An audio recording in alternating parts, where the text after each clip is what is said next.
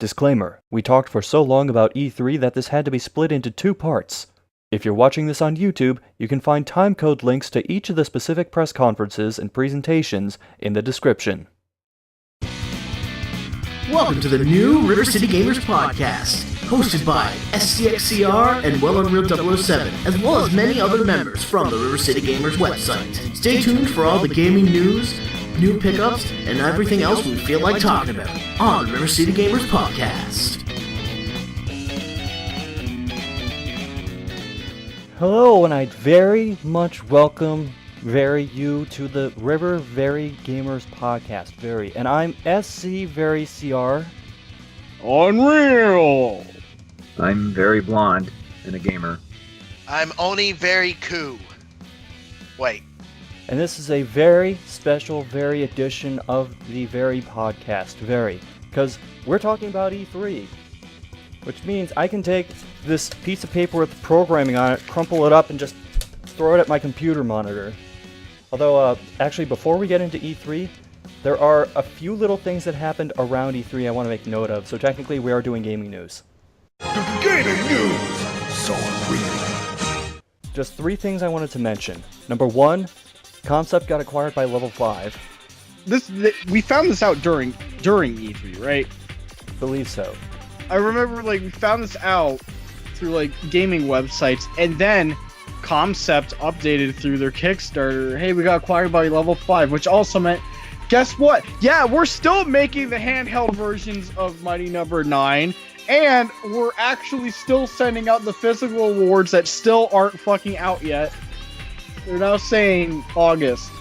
Which is funny because... Yeah, which is funny because, news-wise, before they told Kickstarter backers that they got acquired by Level 5, when news broke out that they got acquired, I pretty much said, how much you want to bet they're actually going to start sending the rewards out now? And guess what? They're doing it. Well, if new management is what it takes. But I mean, even then, it's is it really something that people want at this point, considering the reputation? It's been a whole year. It's exactly, better than nothing. Yeah. I've heard that before. Yeah. But I don't know. It just seems very like too little, too late type of thing, where it's just hey, we can finally do this, but does anybody really want it, or even care, or remember at this point? Fuck it, I'll take it. You know what? Speaking of things that we're not sure people actually want, Atari is going to make a new console of some sort. Seriously? There was a website leaked for AtariBox.com, which people weren't sure if it was real or not. Then, the president of Atari confirmed, yes, it is real, and they are going to make some sort of physical console. It's probably not going to be, a full-fledged console to compete with Nintendo or Sony or Microsoft, but maybe an NES Classic kind of thing? Yeah, okay. The name Atari Box screams, check out all these Atari games you can play, just by the name. Okay, but I mean, the plug-and-play Atari stuff has been done before. Is this just a new thing that they're doing? I guess. Apparently. Atari's not quite as in the shit as it was before. Yeah, I mean, I guess with this and actually being still, a thing in the Blade Runner universe with the new movie coming out, I guess there's still someone around, right? Last thing I wanted to mention, IO Interactive, the people behind the Hitman games, they bought out from Square Enix and they took the Hitman franchise with it. Oh, so who bought them out? They bought themselves out, they're free. Okay. Haven't really heard of a company doing that, but sure. Yeah, I guess they're totally indie now. So they're back to being independent, or at least back to Were they ever indie in the first place? Well, I mean, I meant more their own company, I guess you could say, not being they were under IDOS way before, say, Square Enix, right? Oh, right. But then IDOS was then IDOS was Square Enix. Yeah, IDOS was bought by Square Enix or something like that. Yeah. Yeah, and on that last bit of news, okay, we go into E3. Oh boy. Now, can I just say something in general about the conferences and presentations this year? I went back over, how long all of these were. None of them went over 2 hours. And in fact, several of them didn't even go, or just barely went, half an hour. So, props for brevity this year. Yeah, they didn't do a ton of like people talking on stage. Like it was mostly like, here's the game. Yeah, if there's one consistent thing, it in a way was pacing. Like it wasn't like, say, Pele coming out and talking for 5 hours. Bad pacing. Like it was really like consistent with games, and usually people would come out when necessary. Another thing I wanted to note, other than like a couple examples here and there, very few stage demonstrations. Yeah, some of them might talk, and then most of it was just trailer, trailer, trailer, trailer. Unless you're EA. Well, you know what? Oh, we'll get to that. On that note, Unreal, why don't you start us off with EA, because I did not watch this. I'll just start, before I recap, I'll just start by saying, at least in my humble little opinion, that this EA conference was definitely better than the last two. That doesn't mean they were good, I'd say.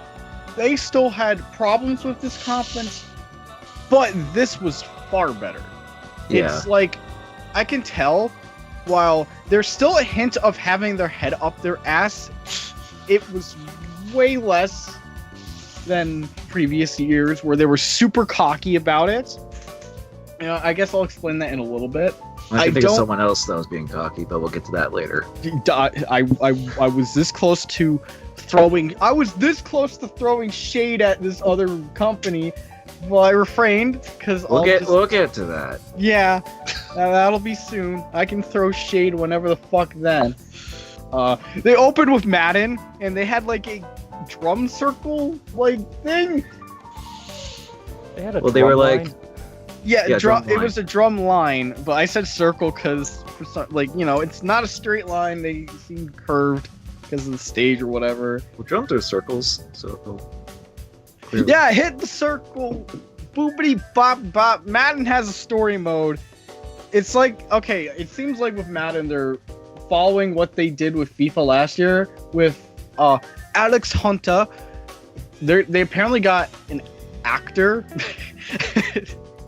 I know, like, that's like the weirdest thing to say. But it's like, oh, they got an actor for story mode, but I can't pronounce his name correctly. I'm gonna butcher this. Mahershala Ali? Is that correct? Close enough. Okay. Look it up, I may be super wrong. But I think he was in Moonlight, so they got that actor. He was also in the Hunger Games. Well, why would I bring that up? Anyways, yeah, Madden's got story mode. They move on. I should note that they sprinkled sports like throughout the conference instead of like, full-fledged balls deep esports. But yeah, we'll get to that later.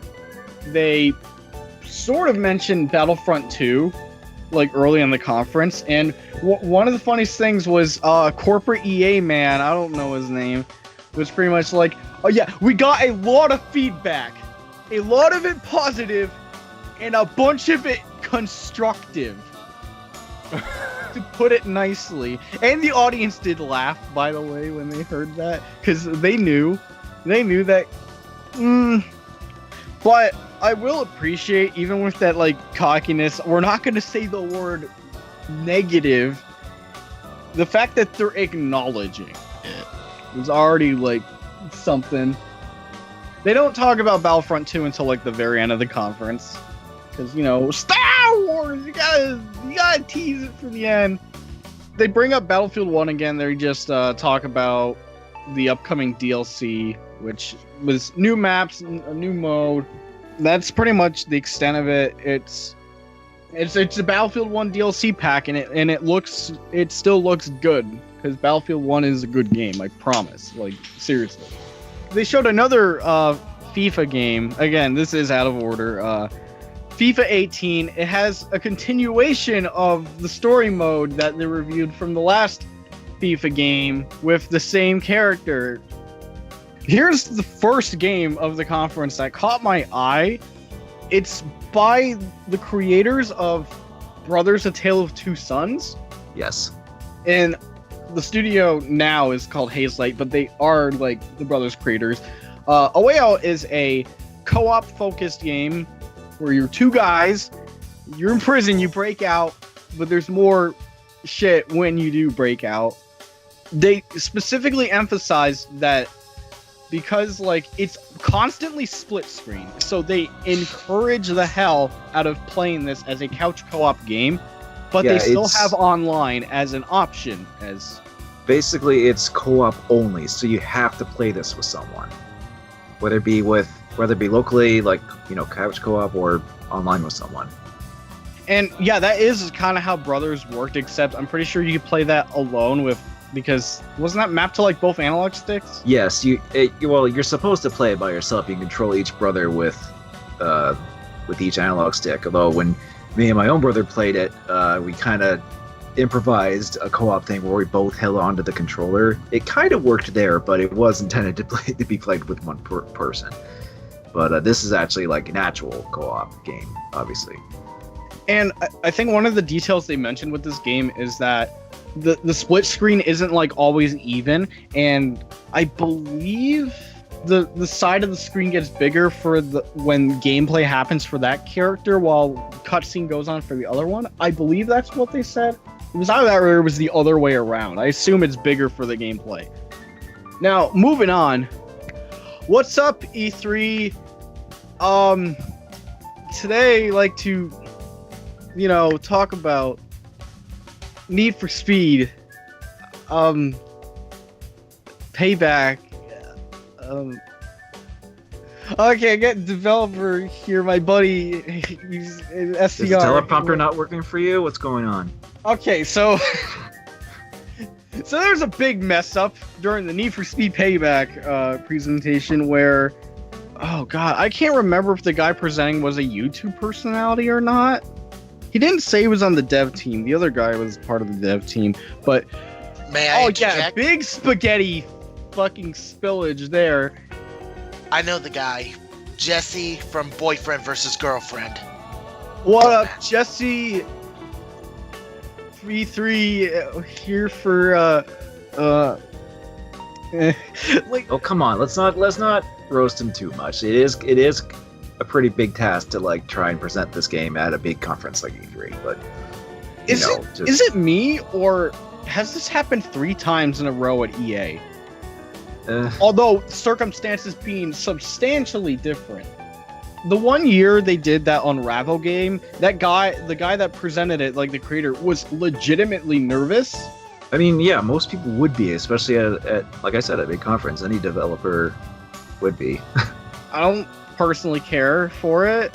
A lot of it looks like Burnout 3 Takedown, but not as good, because they show you taking down cars and it cutscenes every fucking time you take a car down. It might have been exaggerated just for the sake of like showing off for E3. I don't think it would. Maybe it won't do that as much or as egregious as like, look at this super slow-mo cutscene every single time. I feel like it would get kind of annoying if it did that in the actual game. Like, I figured it would be more of like a more special thing that would happen rather than. I believe I saw a bit of a gameplay demo where it does cut away every time, like not from the conference, but like, and there was even ones where the cars just crash by themselves behind the player. Like, well, I mean, ooh boy, I don't know, just haven't really super cared about Need for Speed, and even if I did, I'd probably play the obviously older Glory Days ones, NBA Live 18. Why does this exist? Yeah. I think I hopped into a conference call with some of my other friends during this, and I swear I heard one of my friends mention that this is literally just NBA 2K. Like, they're actually just copying or something? Yeah. Okay, also, I didn't see the video. Do the characters still have big black empty voids inside their mouths? I don't remember that. I don't know. I did. Well, all I remember for that is that the way they presented that game wasn't exactly the best, because it was just literally like the developer just showing like a replay of like, here's what you can do in this game. And I'm just like, okay, I mean, okay, buy NBA 2K instead. Oh, I gotta go back to FIFA for 1 second, because they brought out these guys that I've never heard of. Apparently they were like part of a British show. Was it Men in Yeah. Blazers? Yeah, I guess. The only thing that really stood out for them with me was just in that, like, you know, I guess sizzle reel where they're just showing quick clips of them, was they had Terry Crews as a guest, and that's the only thing that they were like, oh, Terry Crews, and that's it. We'll get to Terry Crews later. Oh, please. You're egging the audience to Terry Crews. Now they got two things to look forward to. I don't even remember what the other thing was already. But I will say the Men in Blazers thing was still not 5-hour-long Pele interview.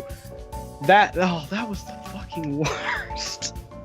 Well, yeah, but even this, it feels a bit. It just felt a little bit awkward because I feel like most people here wouldn't really know it because, you know, football or soccer as it's called over here is not. It's not like super popular. So I feel like a lot of what they're going for with this type of show and what they do would kind of like not exactly get through to most people. So it's just like, oh, okay, these are funny British guys talk about soccer, you know. But not that there's anything wrong with that. It just seemed kind of not quite what felt like people are used to here. Now I can go ahead and talk about Battlefront 2 because they spent the longest time on Battlefront 2. Naturally, it's as far as I know the biggest release they have this year. They showed live gameplay. Not having Zac Efron and Jamie Foxx and Snoop Dogg and Terry Crews play Battlefield 1. It wasn't like that. It was just like players that weren't celebrities this time. I think it was like YouTubers and stuff like that. I think anyway, YouTuber streamers. I guess. I will say, coming out of Battlefront 1 as someone that has played it, not religiously, mind you, just like played it enough. Everything I've seen from Battlefront 2 looks far better. Like, it looks like a Battlefront game. There's a lot of details I could go into with that, with how it's really class-based now. Like, I guess the older Battlefronts. There's no more power-ups on the map, so instead of like grabbing power-ups on the map to say get a ship or become like Darth Vader or something like that, now it's tied to points that you earn like through battle. So like it seems like the more you do like in the match, you'll be able to spend the points you earn in battle to say become a hero or take a ship out for space combat, which I feel is better than like camping a spot to get a power up before another teammate. Yeah. That sure as hell did happen in Battlefront. I had to do that to play as the stupid aluminum Falcon for bullshit reasons. Yeah, I know it's the Millennium Falcon, but you know, I am liking how it's looking. Right now, that game personally for me is still in the maybe pile, as I'm calling it. But I'm still interested in trying it out. I just want to see a bit more. They obviously have a single player campaign now. They were advertising that, which again is appreciated because Battlefront 1 was a little lacking in a solo effort. Yeah. Although Battlefront 1's credit, at least with free updates, started adding in actual bot matches, and I'm a sucker for bot matches. I appreciate that, especially since it was a free update. I don't think they worked it into every mode. Maybe they did by now, but still nice. Hopefully they keep bot matches in this one too. But yeah, if you don't like Star Wars, you know you're not gonna play the game. But well, yeah. Well, yeah. Where's my Star Trek Battlefront? The closest to that is probably Star Trek Online. But they did say the DLC was going to be free for Battlefront 2, right? Yes. Thanks for bringing that up. The future add-ons like future heroes, maps, all that stuff, they stated was free. Whether or not people are going to believe. Some people still believe that there's going to be a season pass. I'm like, what? I mean, dude, a lot of people are scorned by EA doing that kind of stuff. So they're just like, so there are going to be a few people that are going to be like, yeah, right. They're going to find some way to pinch our pennies, you know. But like in a way, I believe them with the free content, but I know they're probably going to sprinkle in loot boxes in this game. Like, it's probably going to happen.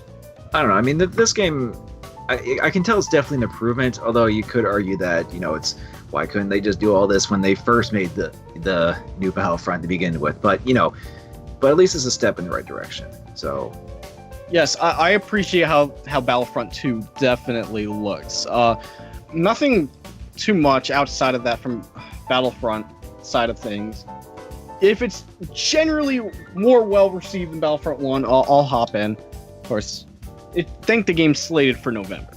To close out the conference, they revealed BioWare's new IP, but they didn't show it because they explicitly stated, and you'll see it very soon, or hear it very soon, that they wanted to show it at Microsoft's press conference instead. So all they did was a small trailer, revealed the title.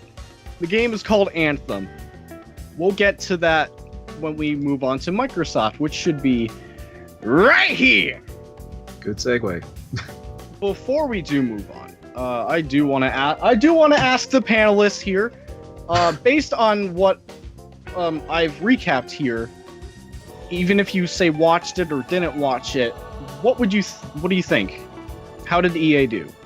I mean, not bad, but I mean, there were still kind of a few little moments with me, like with the NBA Live and a few other things, and it's really just more so just, I guess, just my general preference of games. I mean, I'm obviously not interested in the EA Sports stuff or Need for Speed or any of that kind of stuff. So really, the only two things that interested me were A Way Out, because as I said, I really like the Brothers game, so this looks cool too. And the only other thing that kind of interested me was the new Star Wars Battlefront. And like I said, yeah, that's an improvement. So maybe I'll hop onto that too someday. Yeah, who knows? Maybe we'll actually play that together instead of me having to reinstall Battlefront 1.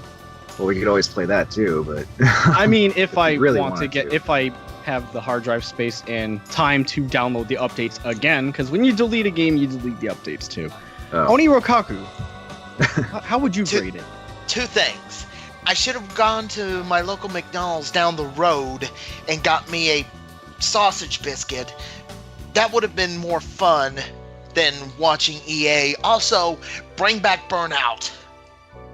Need for Speed is the new Need for Speed is kind of sort of like that. No, it is not. Well, No, there's actually a game. What was it called? It wasn't Crash Test Dummies. It was like something. There was a game that had, I believe, former Criterion people working on it, and it's pretty much like Burnout's Crash mode from Burnout 3. Danger Zone. I think Danger Zone. Oh, Thank Danger you. Zone. That was it. Only there it is. You just play Danger Zone. It's not full Burnout, but it's part of Burnout, I guess. I'm not sure if that game's actually good though. Maybe. I'll go look it up later after the podcast. Other than the sports have story modes in them now, that really did piss me off a little bit. And this is coming from a guy who watches pro wrestling, which is not really a sport. I don't know. It was like you're trying too hard. I know you're trying to be like NBA 2K, but it just. Well, at least they're attempting to put in something at least, and not just, hey, here's the same game again, essentially, with updated rosters. I know. It just something bothered me about it. So what you're saying is no chocolate drop for any of the sports story modes? You want one of those revelations in there? Soap operas make more sense. Well, actually, it's funny you mentioned that, Unreal, because none of these seem to be kind of like a custom story mode thing. It's more like an actual just story thing. You actually, you actually play a character. Which and I think I mentioned this before, but it seems like a good chunk of people that play these games essentially role play, just just as a basic thing, you'll play as this team. I'm not sure if there really is that much of a demand for hey, here's this actual story where it's it plays like a sports movie type of thing. I'm not sure if people are going to be completely on board with that, or if they just want just the basic role playing of okay, you can just play a team through a season type of thing. You could live the dream with Spike Lee, basically. But I mean, I guess if they want to like try and put more production value into this, you know, put all the money they make from releasing all these yearly games into something, then hey, it's something. Yeah, we could be super ignorant and it ends up like these story modes are actually well written, but we won't know because it's like these games are not our main cup of tea. SCR, anything to add? You just told me the entire EA press conference and I've already forgotten almost all of it. All right. Prison Break 2. Prison Break 2 LP confirmed. No falling out of the ceiling and having a dude that was gonna bang the warden just call the cops. Let's move on to Microsoft. They did theirs on the Sunday. They had a lot to talk about. This was a big conference for Microsoft specifically because this conference they revealed Project Scorpio fully, like the full name of it, the non-project name, the details about it, what it can do. And of course, later on, price point. I want to start with the name. The Xbox One X. This name is terrible. Let me explain why this name is terrible. For starters, just say it to yourself. Just go ahead, you guys say it out loud. Okay, Xbox. No. No. Okay, that's the original Xbox, stupid. Let me try. It's just an update Xbox One. Blondie, save me here. Just say Xbox One X. Xbox One ass. Fine, I'll do it. So, okay. We've got the Xbox One X. We also got the Xbox One S. Can you explain what's wrong by what I just said? Yeah, S and X sound similar. Yes, they already have the slim model, which is titled the Xbox One S, and the Scorpio, now called the Xbox One X. Can you imagine people going into the store and getting this shit confused because of how similar it sounds? What are you talking about? That would be like someone confusing the Wii U for an upgraded Wii. Oh. Yeah, although in the Xbox One X's case, it is an upgrade instead of a separate console, whereas the Wii U got super fucked. So at least naming wise, it makes sense that it's still called an Xbox One, but having X and S just that's gonna get confusing. I pray for grandmas that need to pick up stuff for their children or whatever, and oh man, most grandmas don't even know what the hell an Xbox is to begin with. You got a Nintendo One X? Yeah, sure. So now we live in a world where we have XBX and PS4P, where the first letter matches the last one. That's cool, especially for the upgraded consoles. Microsoft claims the X to be the most powerful console ever made. Let's see what this baby can do. They quickly power through the tech specs early on. They didn't linger too much on that, which was nice. It's just like, get those bullet points out of the way to say, yeah, this thing's powerful, man. What can it do? It can do Forza Motorsport 7 because there's a Forza game at every Microsoft conference. Well, it is kind of one of their flagship series, so of course they will. And yeah, one of the main things they were definitely pushing, especially with the Xbox One X, is this can play games in 4K. So, which I guess should come to no surprise, but that's yeah, this machine was definitely designed for 4K TVs. I'll get into that like at the end of this recap for Microsoft. Forza 7 is for the Xbox One and Windows 10. Should state a lot of these games are for Windows 10 and Xbox. In terms of just exclusives, it didn't seem like they had a lot, but I'll just power through this. They of course brought out a real life Porsche model car on stage. The number of the model is kind of unfortunate. Yeah. Whew. Let's just call it the Porsche 911. That just writes itself. Completely unintentional, obviously, but knowing the internet, that took off immediately. Of course it did.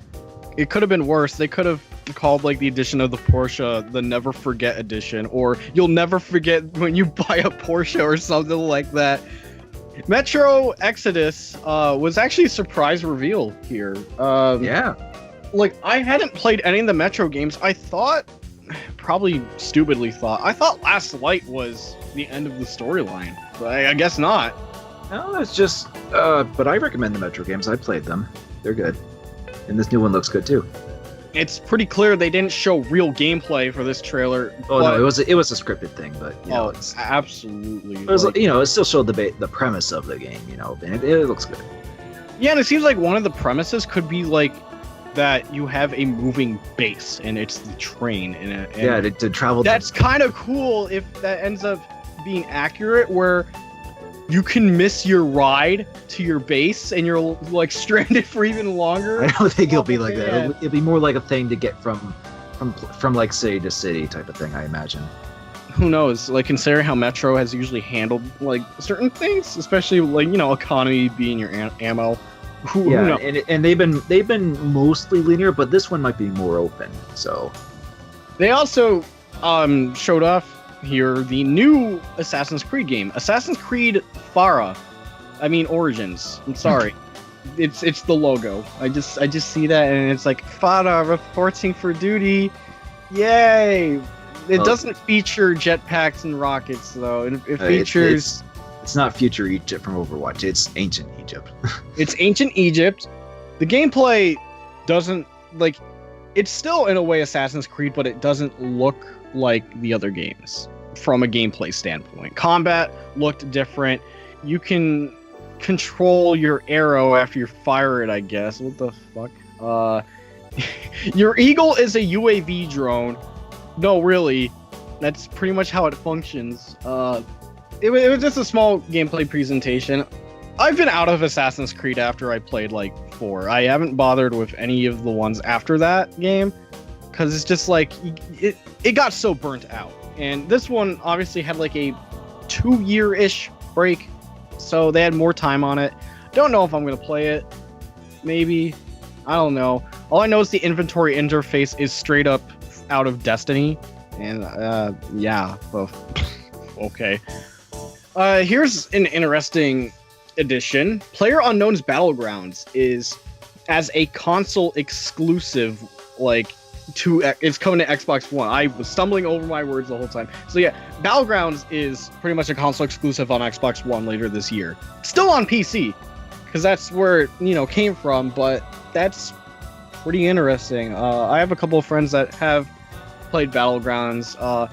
Because it's like a sort of Hunger Games survival-ish thing, it's not really for me, but I guess it's a big get for Xbox One for console players. And coming up next, we got the Doran Project, and it's another Hunger Games survival title, and we're gonna have this really annoying fucking esports guy on stage talk about this match. Oh, there's only 2 people left. Get standing back with arrow ranged, Phil. Okay, I know you were trying to imitate that guy, trying to do the whole esports commentary thing, but for a second I thought you were doing an MXC thing. Oh, dude, I would love to do an MXC thing.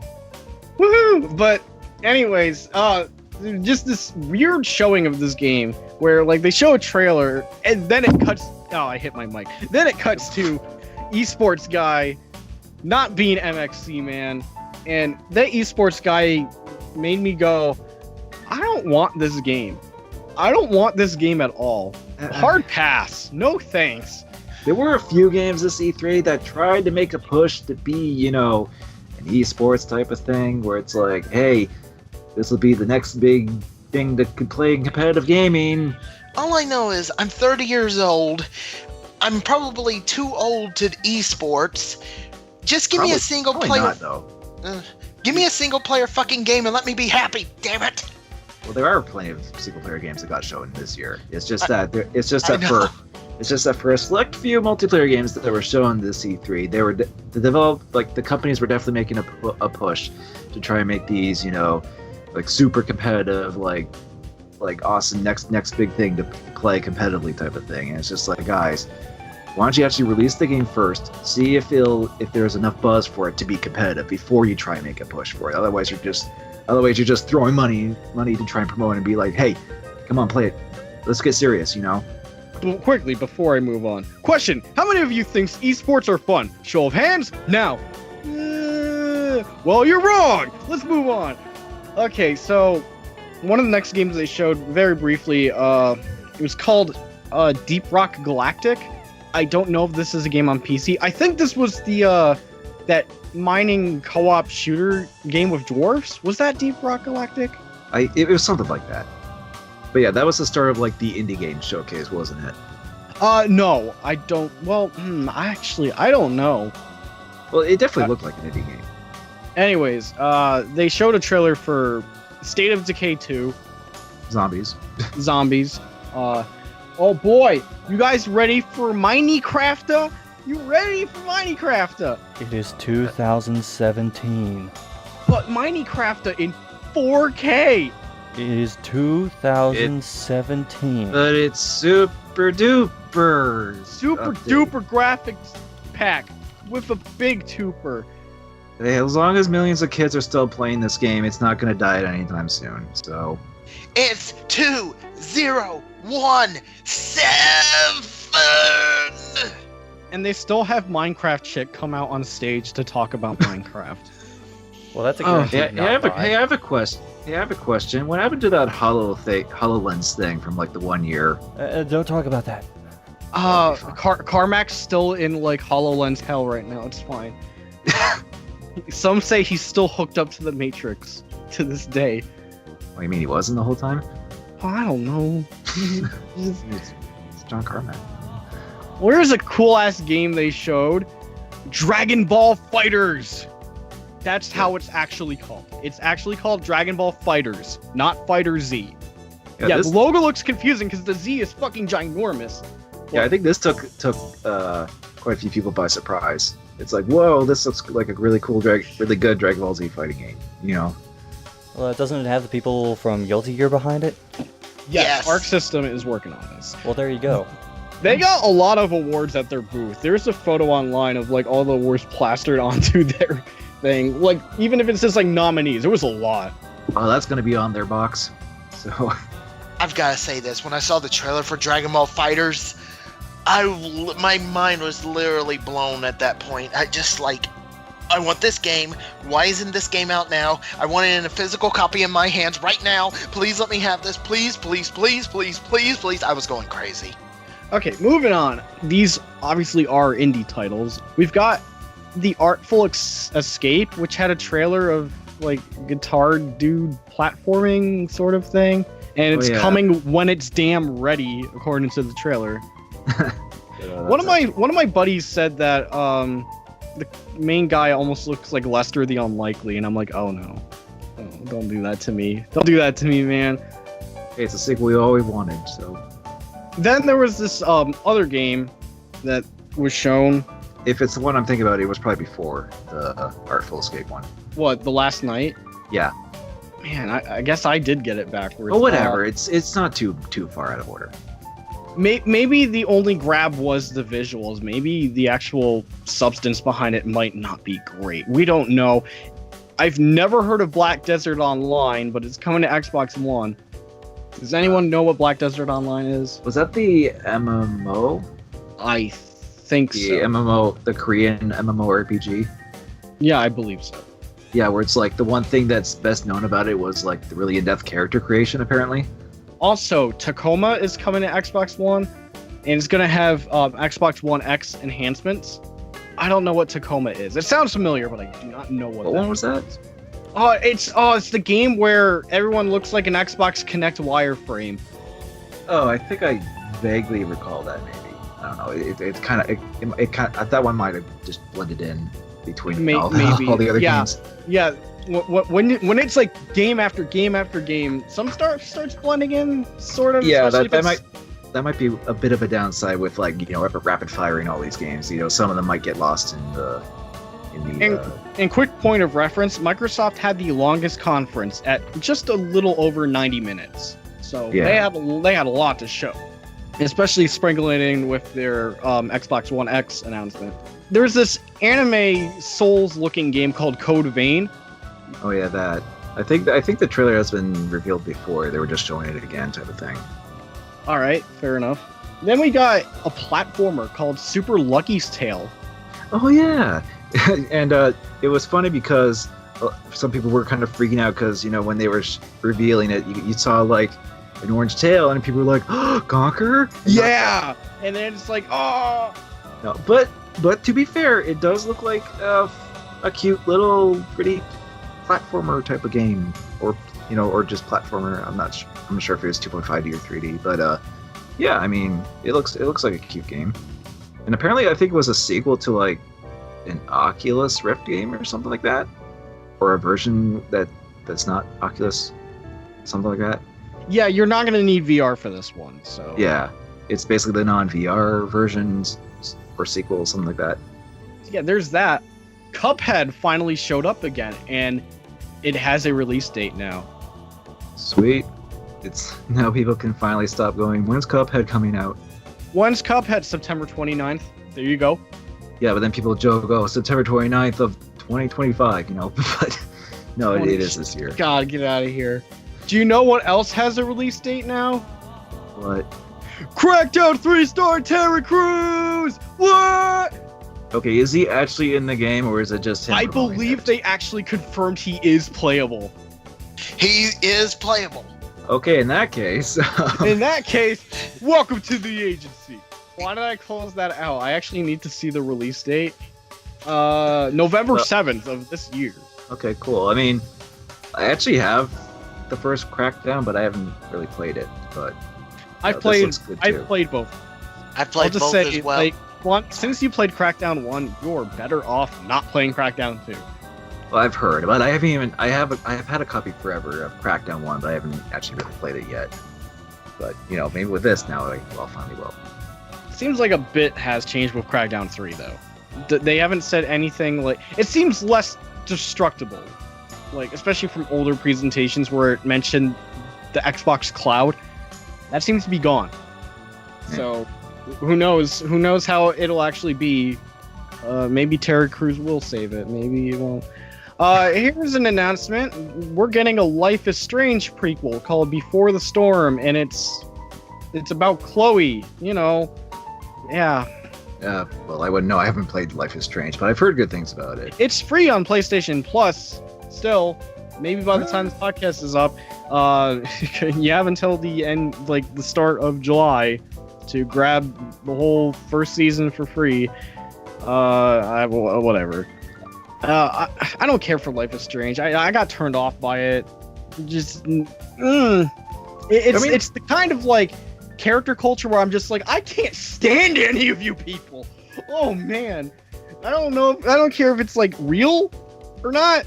For video games, but it's not for me.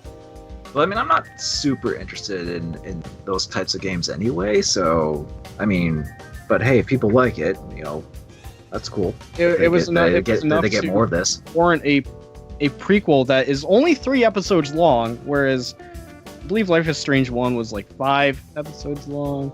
Yeah, but there is also an actual sequel coming out sometime too, right? Yes, that has not been announced, revealed or anything, but they have talked about it. Quick note: Chloe's original voice actress Ashley Birch is not voicing Chloe in this one, and that's because of the voice acting strike. So there's that. If that was a deal breaker for Chloe, then you're not going to be playing this prequel. But they're still using her as a consultant for character reasons, I guess. It's weird, moving on, we've got an open world RPG called Ashen. Oh, what was this game? Fuck. Oh, it was the one with that one particular kind of art style where it was like kind of polygonal character models with like no faces type of thing, with kind of like foreboding lighting and creatures that you fought and stuff. It looked interesting. Now we're getting pretty close to the end of their presentation. Just very few things left. One notable thing, this is regarding just Xbox One in general, they are adding original Xbox games for backwards compatibility. That's pretty good. That is good, because if you know the Xbox 360, the backwards compatibility on that is kind of it's only like half the original Xbox games work for it. Even then, it can be a little bit flaky. Yeah, so some of them just had straight up problems, and You can actually like look up a list, I think, on Wikipedia that like, okay, here are the games that work, and are there any noticeable issues? Yes, here are the issues. Well, yes, it's good as a reference to figure out what will work and how well it will work, but they would work. But so basically, this is like, is this a backwards compatibility thing? Because I'm not exactly sure how the 360 backwards compatibility worked. What I remember is for 360 is like, obviously you had a disc, or you could also like download original Xbox games at the time for there. Whichever was available, I believe like you put the disc in and then like you would get an update to play it. I'm pretty sure backwards compatibility worked out of the box, even though like most of the time you would need updates to play stuff. Okay, so basically they were adding games that would fully support it, but you can still use the original games with it? What, for 360? Or are you talking about Xbox One? Like Xbox One, like can you use like... Oh, why'd you bring up 360 then? You confused me. No, I meant with Xbox One, sorry. Okay, ignoring everything I just said, they said discs will work, downloaded licenses will work, and you can system link across like everything. So they're going full in. I don't know if it's going to work the same where you still have to download an update to do it. I don't have an Xbox One, so I don't know how 360 backwards compatibility works. I assume they're treating it the same way, but with original Xbox. Sweet. And that's nice. That'll so probably, far, the only game they've announced that will work is, well, Crimson Sky's High Road to Revenge. Yeah, this will definitely make it the best way to record original Xbox games now. So again, it's just up to how much gets supported. Yeah. Really. Because I believe they're still updating 360 games. There's no way they're going to get my entire library, I think. Who knows? Okay, so it is depending on like how much of the game library they add, right? Or update, basically? Yeah. Okay, but still, I imagine they'll still eventually update most of the games anyway. Yeah, exactly. And quickest thing, the final price for the Xbox One X, which is launching on November 7th, isn't that the same date as fucking Crackdown 3? Shit. I don't know. $499 US. I don't even want to know how much that is in Canadian. Too much. I'll just say that. Yeah, it is pretty high, especially when, say, in comparison, a PS4 Pro is like 400. But theoretically, based on Microsoft's claims, this is supposed to be the most powerful console ever made. So maybe it's more powerful than a Pro. I don't know about that. I feel like they're both comparable at this point because they, as in terms of like, hey, here's consoles that can do 4K now. So, and very, very quick, the size of the Xbox One X is actually a little bit smaller than the slim model of the Xbox One. Xbox One S is bigger than the X. Don't want to confuse our listeners here. So the small is not the smallest. Got it. But still surprisingly small. It's kind of impressive. Last two things for the conference. They showed the new Lord of the Rings game, Middle-earth Shadow of War. Yeah, this article called it Shadow of Mordor, and I'm like, oh no, that's wrong, dude. No, that game, no. That's the first one. It's Shadow of War. I've got nothing much to say about that. I have not played Shadow of Mordor. I have a copy of Shadow of Mordor, but I've yet to play it. It looks interesting though, especially with that Nemesis system thing, and it looks like they're adding more to it and doing more stuff with this sequel. So, and hopefully that doesn't make it, bloated in a bad way. Yeah, I mean, we'll see. And as teased from the EA conference they showed off the actual game, BioWare's new game, Anthem. And of course, it wasn't fucking gameplay, but they call it gameplay, it's just one of those E3-ish things. Better faces than Andromeda. Well, that kind of goes without saying, really. But that could be super fake graphics too also. Allegedly running on Xbox One X, by the way. It's a third-person, like, open world-ish co-op, like, shooter, think BioWare's Destiny, but third person in exosuits sort of thing, It even has loot, and the trailer even had fake player dialogue between players. you know, things people totally would say, like, I got mad skills. why do trailers still do this? Like, oh, we got a co-op game, gotta have that fake player banter that sounds stilted, awkward, and fake. Because you want to try to make something look and sound as much of a video game as you can to like just the general media. You got to make it as video gamey as you can. You know, to be like, hey, this is what a video game is, even though it's not really not like that, but whatever. And I realized I actually missed a game from this conference. So let me go back to that, because in my head, I was actually going to bring up a comparison to, like, you know, the fake player banter trailers. Remember last year with Sea of Thieves and how they showed that? That was way more real, even if it was still kind of annoying.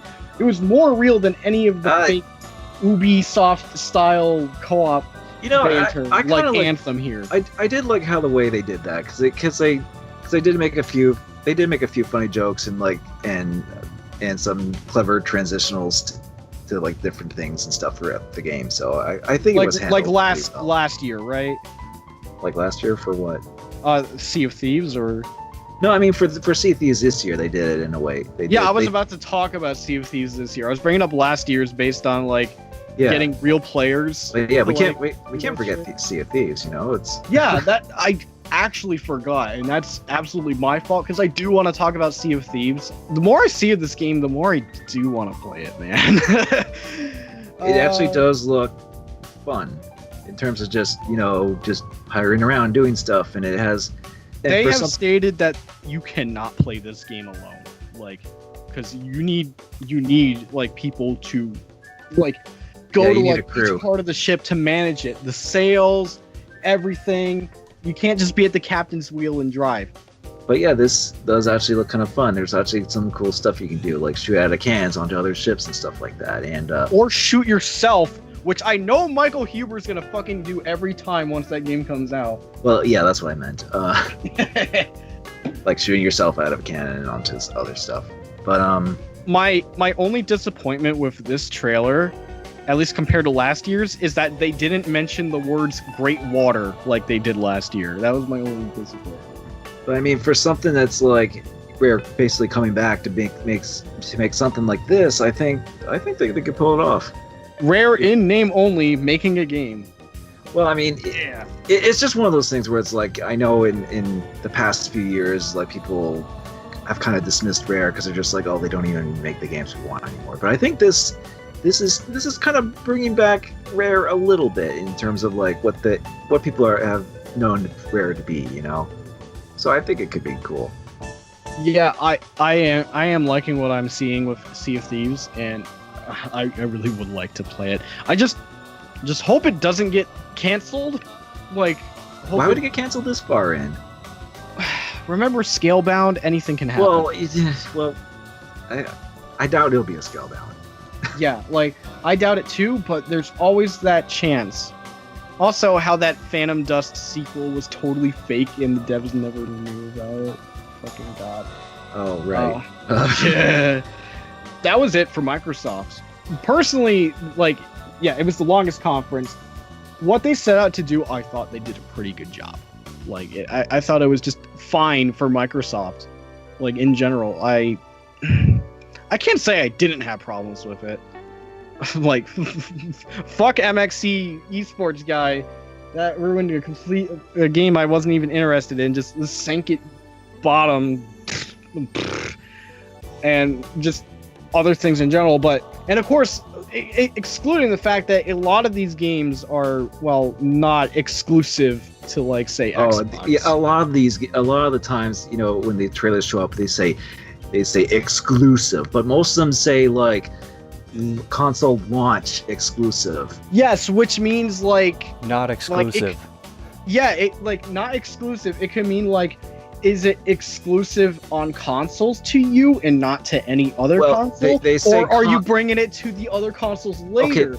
Because sometimes they say launch exclusive, but other times they don't, and it's a little confusing. Okay, I think when they say console exclusive, it means the console version is exclusive on Xbox. But when they say stuff like console launch exclusive, it means it's going to be a time exclusive, where it's like it's launching on Xbox first. At least I think that's what it's going to be. And then the words world premiere, where I don't need to play this on Xbox. Yeah, and a lot of games were kind of like multi-platform, where you could play on PC as well. So it's like, what is actually exclusive on the Xbox? But really? Yeah, overall, I thought from a presentation standpoint, this was pretty good. Lonnie. Yeah, I thought this was pretty good, all things considering. I'm still not super interested in getting an Xbox One, or at least not right away. What I'm probably gonna do is like maybe eventually get like an Xbox One S, because, I mean, yeah, there's the new, Xbox One X, but I don't have a 4K TV, so I'm not exactly interested in that type of thing. So, I mean, it's cool to have it if you have that kind of stuff, and to play these games in the most optimized way and you can on a console. But I just don't really have the means to get it right now, and it's kind of too expensive right now anyway. Yeah, like I feel like jumping to 4K would be a better deal when it's the standard. 4K is not the standard; it's the future right now.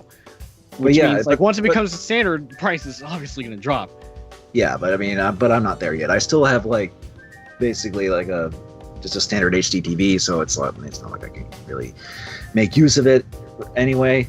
But yeah, there were a few games I am interested in. Sea of Thieves, obviously. Actually, I think you forgot to mention this, but there is, what was this, Microsoft? The Ori and the Blind Forest 2. Oh my god! I did forget to mention this. It's fine. I'll mention it here because this game is totally for you. Ori and the Will of the Wisps. Sure. Man, this is what happens when you're 90 minutes long and have a big list in front of my eyes. I'm going to be glancing over stuff. It's fine. I'll just briefly. Go ahead. Take the floor with this, because you were into the Blind Forest. So yes, I did. With this one. I did like Ori and the Blind Forest, and I'm on board for a sequel. So that looks good. It looks pretty. I'm into that.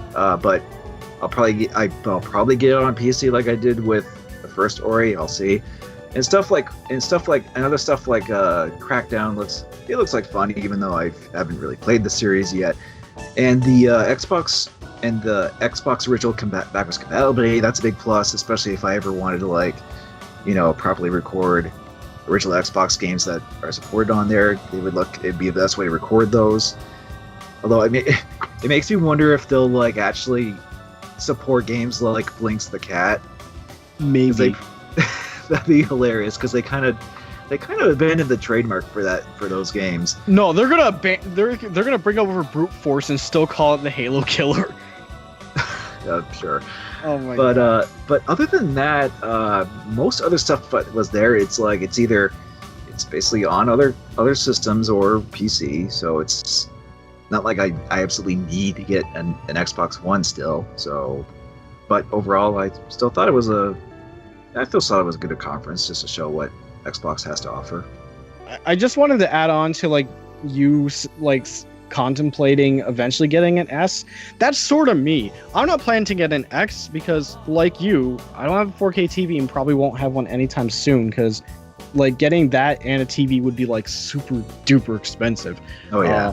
But if I want an Xbox One, I would try and find one 250 and under, whether it be an S or fat. Just price range. I feel like I would jump in at 200-ish, 250 at the most, which there has been bundles that have gone down that much, but that's just me. Oh my god. Okay, considering I want to get to the Xbox One X thing first. I'm the only guy in the entire team to have an Xbox One, and I'm not the only one to have a 1080p TV. Even if I had a 4K TV, I still wouldn't upgrade to an Xbox One S. I have my Xbox One as long as it. I knew it. I knew it would fuck people up. I called it. You said the Xbox One S. Oh my god. No, I said I have the original Xbox One. Did I say S? Did say S. Damn it. My god. I apologize. Well, it's coming from a redneck, so there you go. Go ahead. I have my original Xbox One. I'm happy with that. I don't need to upgrade to an X or an S or a Z or a T or a D, whatever you want to call it. God, I sound old. So I'm not looking for an X. I'm just going to say this. If somebody keeps saying, you need to get an Xbox One X, you need to upgrade to the graphics and all that, I'm just going to say, you're going to buy me a 4K TV? If you're going to buy me a 4K TV, I will. Dragon Ball FighterZ, want it now. Crackdown 3, as long as I get to play as Terry freaking Crews, I'm happy. Other than that, the Xbox One S, I did. You did it again! I did. Damn it! S, X, Z, T. It's gonna trip up quite a few people, I imagine, so don't worry. I'm from the South. I think my accent has something to do with it. It's gonna trip up as much people calling the Xbox original the Xbox One when the Xbox One. Oh, God. Oh, yeah. I forgot about that. Anyway, the Xbox One X, I'm not gonna fool with. I've got an Xbox One. I'm happy with that. Now we can move on. Dragon Ball FighterZ, by the way, multi-platform. Well, of course. Oh yeah. Of course. Saw that. I just, based on what you described, the conference sounded okay. I'm still at the point where I don't have anywhere near enough reasons to get an Xbox One, and probably won't have enough for at least a couple of years. But, conference sounded okay. Although, little bit of trivia. True or false? With the $500 price tag, Microsoft will make a profit on each console sold. True or false? Ooh. That's hard. I mean, if it was Sony, I automatically say false, but Are we basing this off of the specs inside the box? I'm What basing they're this on? off an interview with Phil Spencer where he answered this question. I feel like you said at a profit? You said profit, not loss? Yeah. Ooh. I want to say true. Phil Spencer said no, they're losing money on every Xbox One X they sell. Ooh. So false. I mean, they are putting new hardware and stuff into it. So Did Phil explain why they would want to sell it at a loss? Are they confident that they would make enough back to well, they're confident negate they'll have that? enough software sales to make up for it. yeah, like what a lot of companies do is a lot of what the game industries are doing. It's like yeah, they're selling systems at a loss, but they make up for it for game sales essentially. I mean, that's pretty much the same thing with PS4, I think, too. So, Well, that right there was Microsoft's. We're gonna go in order to for at least the East Coast, a midnight conference featuring Bethesda. Okay. I'm just gonna go off the beaten path just a little bit right now, because I want to talk about why the fuck you would rent out a stage for 30 minutes and barely have people come out on stage. For example, Pete Hines of Bethesda Man. Bethesda Man comes out, introduces the conference, whatever, and you don't see him ever again until the ending, which means literally they rented out the theater and everything just so you could watch a TV screen for 30 minutes. Like, at least the previous 2 years, Bethesda at least had reasons to have a stage, because they had people come out to talk about the games, to talk about Doom, to talk about Prey, talk about Dishonored. Here, welcome to Bethesdaland. We're in the video. We have the art style. We made Skyrim 50 billion times. It's the greatest RPG of all time.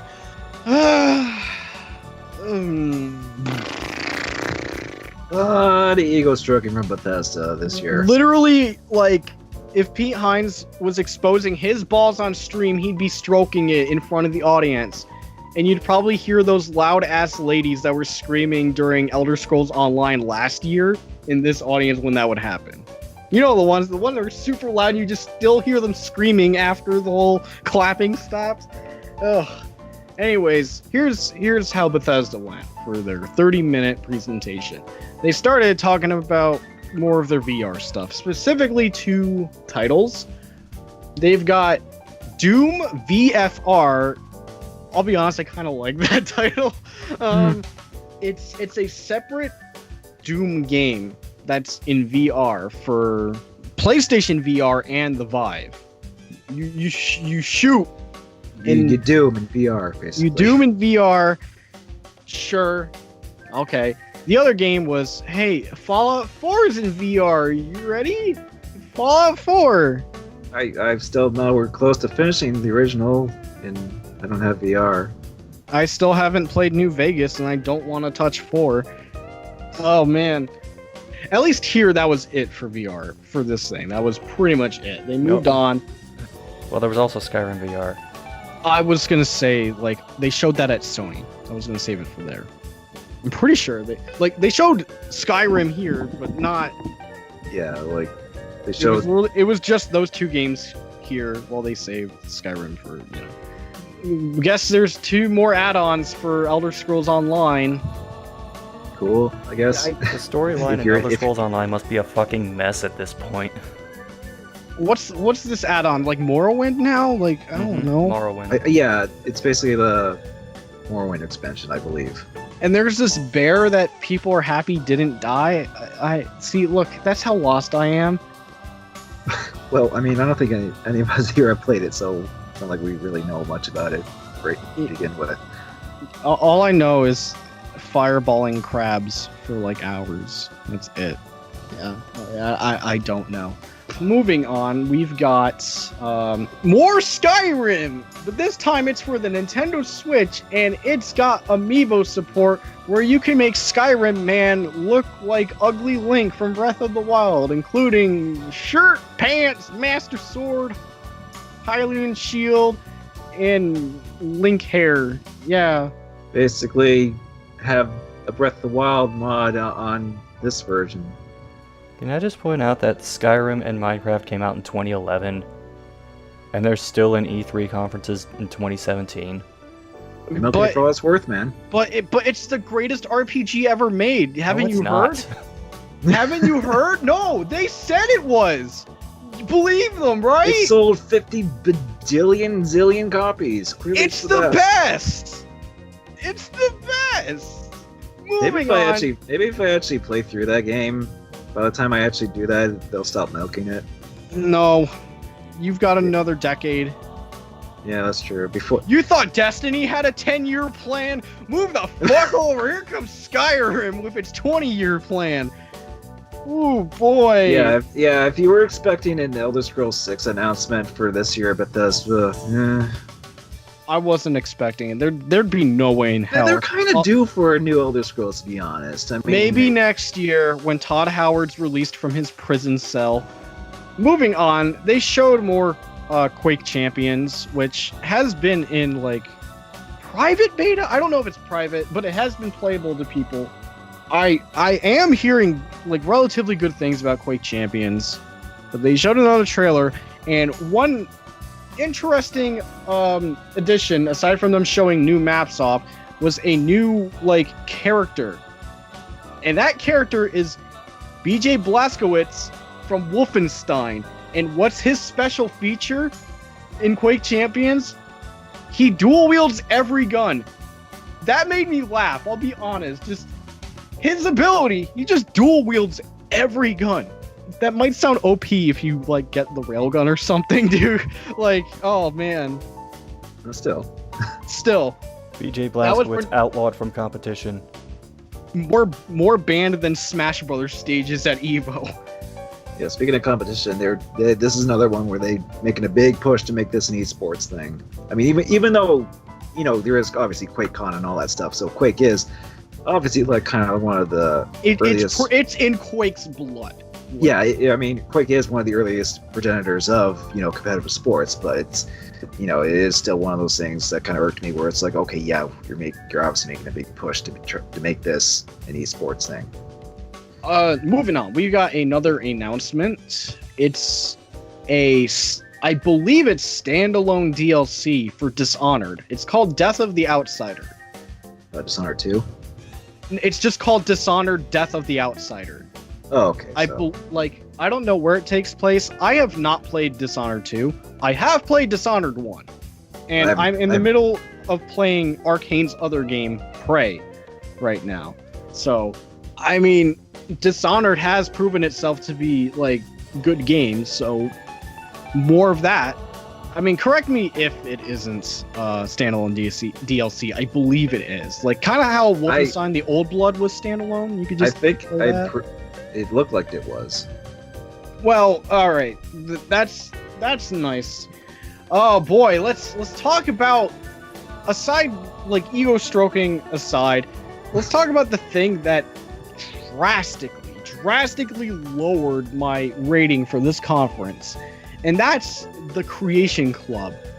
It's like, hey, we can bring you new content to like Skyrim and Fallout 4, especially on consoles, but it's paid mods. You're paying money for mods. Do you remember last time when paid mods were introduced and the community backlashed super hard? They learned nothing. Yeah, basically this was like them kind of taking that and like circumnavigating it into like some kind of like rewards program or something like that. Here's the thing though. You can only get credits with real money. I looked this up. I wanted to do some research. It's right. Like, the credit system, they're hiding. It's Microsoft points from like 2005 for Xbox 360, but for mods. So basically Bethesda bucks. Oh my god. Like, I'd rather Blizzard bucks at this point. Fuck this. This is terrible. Like, why do you think paid mods is a good idea? Like, I cannot comprehend that. The funny thing about this is, for the longest time, ever since this discussion has started, there has been an idea proposed by several people who are involved in the modding community, which is make the mods free to download, and if people want to, have like a tip jar option. Why haven't nobody tried that yet? I don't know. I guess they just feel like, oh, but no one will tip them. You can't gauge how like much say people would be pleased with what they get, like even with say like a mod or something. Like say like, okay, you commission an artist and like, yeah, it already, like, let's say like it already costs money in some way, just as a side example. I'm really happy with this art I commission. I want to pay you a little more than what was offered, you know? Or even say like, oh, free drawing. Actually, let me just throw some money your way because I think you did a really good job. Bethesda thinks no one's going to do that, so it's pay or get nothing. Creation Club needs to be dropped. This is not going to go well at all. I don't see it working. Especially like as they presented it in a way that made it sound like it's a great idea. And that pisses me off. It's like they siphoned EA's smugness and put it into this. Fucking trash. I'm sorry. This is, oh boy. I think once people realize what the deal is with this, I don't see it really being supported that much. So it's probably gonna get backlashed again. So, and then it'll probably quietly die off. That's just my guess. Now, excluding that trash, let's talk about the last two things that actually made me happy with this conference. The two highlights, definitely. Yeah, I'd say these are the top two highlights. Well, you could maybe say top one. One of them may be arguable. The arguable one being Evil Within 2. But I'd still, at least in my eyes, top two here. I'm not surprised Evil Within 2's gotten a sequel. It's great that they announced it here. They had a trailer, and it was a CG trailer with a cover of Duran Duran's Ordinary World playing, which I didn't hear the first time when I was watching the conference. And I'm like, what? Duran Duran? And then I listened to it again. I'm like, oh, okay. I will never like the idea of like I don't want to say edgy or emotional covers of songs I'm already familiar with to put in your trailers. That just, it's boring. But regardless, it's cool that Evil Within 2 is getting an actual sequel, especially when they said like Evil Within 1 did make enough money to warrant a sequel, so at least it's going through. What made me laugh is that the release date is Friday the 13th in October. That's too on the nose, Mikami. Like, a little too on the nose for your horror game. They probably saw the release window and they're like, hey, wait a minute, we gotta do this. It's good for a laugh, why not? Yeah. Yeah, it was pretty good. My only hope is that it's an obvious improvement. I do like Evil Within 1, but I have some problems with it, especially like in my case, went back to it after a couple of months when they updated and had the option to remove letterboxing. I realized that the game just did not perform like that well on console. I'm like, did it really perform this bad? I just hope it runs better, at least if you're not going to do 60, which I know it's not going to do 60 on like consoles, at least make it super steady, because Evil Within 1 was not super steady with that. And I hope gameplay adjustments and all that. I have faith. I still want to play it. Well, I definitely want to play this next game. Oh, Wolfenstein 2, The New Colossus. This got teased last year at the very beginning of Bethesda's conference through like that computer DOS text. Like it showed the title just there before they typed in Quake and all that stuff. But now we got a full trailer here, and it looks really good. I'm excited for this. New Order's a really great game. Old Blood was really good too. And that is also coming out in October. Not Friday the 13th, mind you, but I'm properly excited for Wolfenstein 2. Really glad that was the last thing they showed. They ended on a high note when it was just like a overall this was their worst. This was their worst conference. For me, this was the worst conference out of the ones I've seen compared to everyone else. Just getting that out of the way. And yeah, for this year, obviously. And it was the worst Bethesda conference. Like this is their third, and it's the worst. I feel like they started fine, and then kind of it's like, last year was not as good, but it's okay. And then they just tripped off a cliff with the only thing not killing them is Evil Within 2 and Wolfenstein 2 in my eyes. Yeah, they probably just ran into a few bugs. That's why it's like the jankiest. Yeah, the Creation Club was the pebble that made them trip. I've got nothing else to add about this. I don't remember. I remember like at the end of it going, that was it? It was only 3 minutes? Like, I was shocked at how short that was. And it's just like, again, like I said earlier, at the end of the day, that didn't warrant them. That time slot did not warrant them owning out a presentation room and all that. If pretty much all of it was just a single video. I was not happy with this conference at all. Blondie. Yeah, not particularly a great conference this year for Bethesda. A bit too much like going on about themselves being like, hey, our games sell really well. Did you know that? Well, here we sold billions of copies. In case you didn't know that already, type of thing.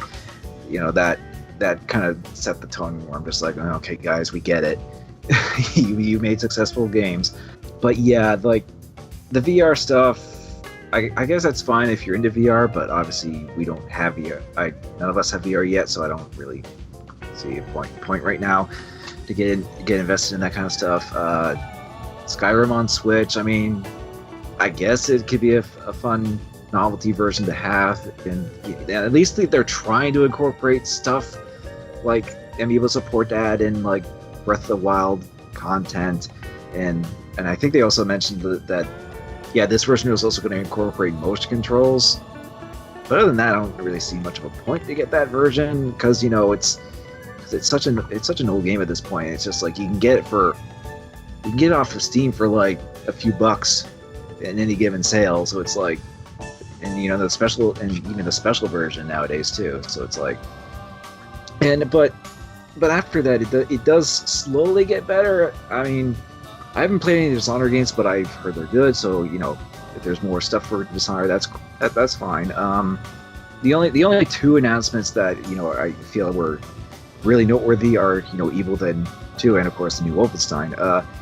I haven't played Evil Within, so I felt like this trailer, as someone who didn't really play the first Evil Within, felt a bit lost. I mean, the trailer itself was cool looking, and I was definitely intrigued, but just I didn't for really... the record, I was lost too. I had no idea what the fuck was going on.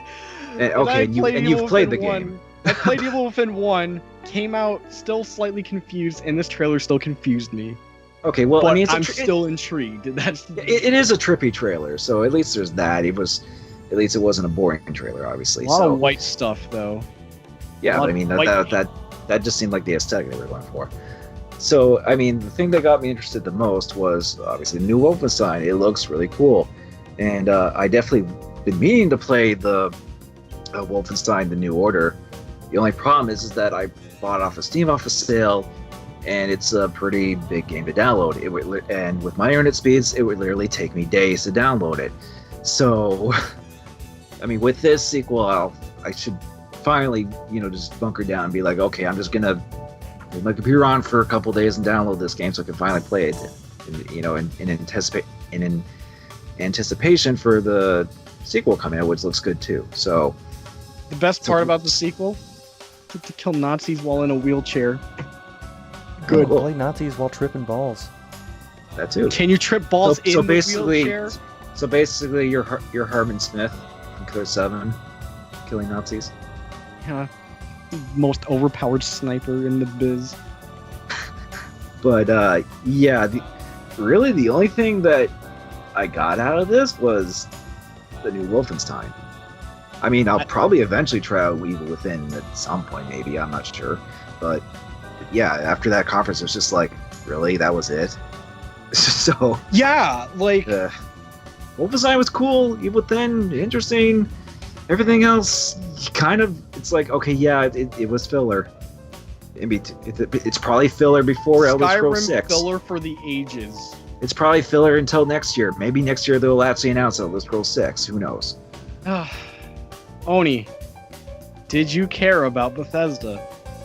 The only thing I cared about was Wolfenstein 2. Anything else from Bethesda? I'm Bethesda and look at my huge conference dick! That was pretty much what I thought of Bethesdaland.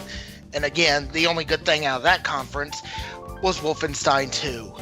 SCR, Bethesdaland, would you pay another ticket to go?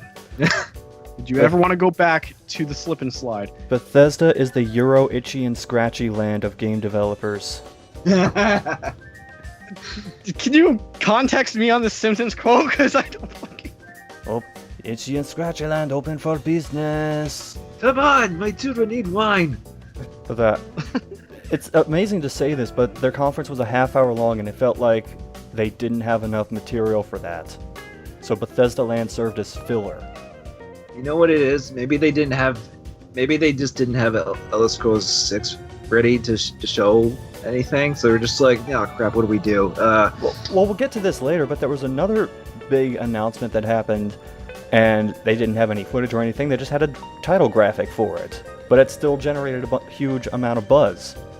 Fair enough. But I guess it depends on whether or not they wanted to announce it and be like, yeah, it's in development. And that would probably still, you know, kind of be like, oh, okay, with some people. I mean, Wolfenstein 2 looked good, and the Dishonored DLC, which by the way is standalone, looked alright. Evil Within 2 was perfume commercial levels of what the fuck is going on.